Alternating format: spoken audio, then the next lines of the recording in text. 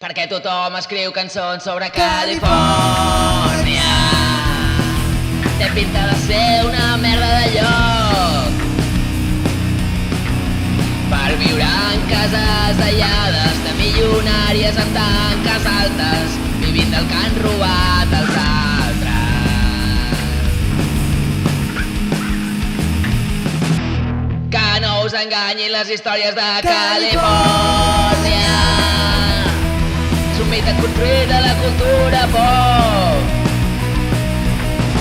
del cine, les sèries i estrelles de rock, de grans festes a cases privades que van acabar amb molta gent drogada. Això ja ho tenim, Cabrera o a Montcada.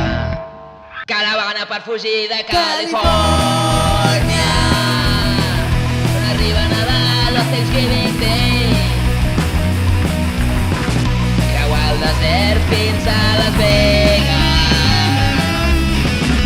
trobar calma en un motel o aturats al mural d'alguna carretera i disparar algunes llaunes i sentir la llibertat. Billy Bragg cantant a les estrelles de Califòrnia, que en comptes d'il·luminar la nit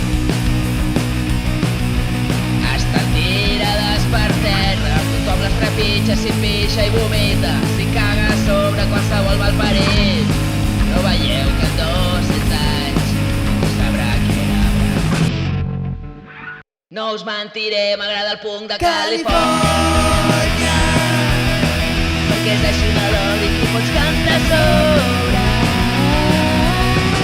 Fan harmonies amb les vents i lletres divertides, cagant-se en el sistema, però fent molta pasta i sempre guapos i amb l'esquit i el cabell encombrinat.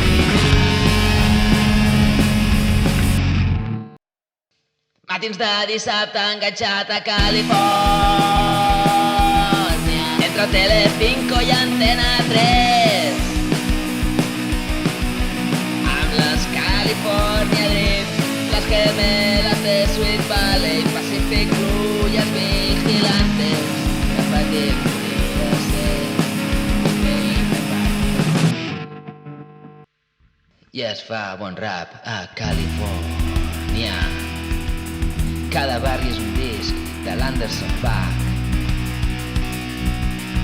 Tinc fixació per les seves històries, nostàlgia per la seva infància, de Kendrick Compton i Tupac, de música gospel i violència, des de la seguretat que em dóna el meu sofà i la meva pell blanca.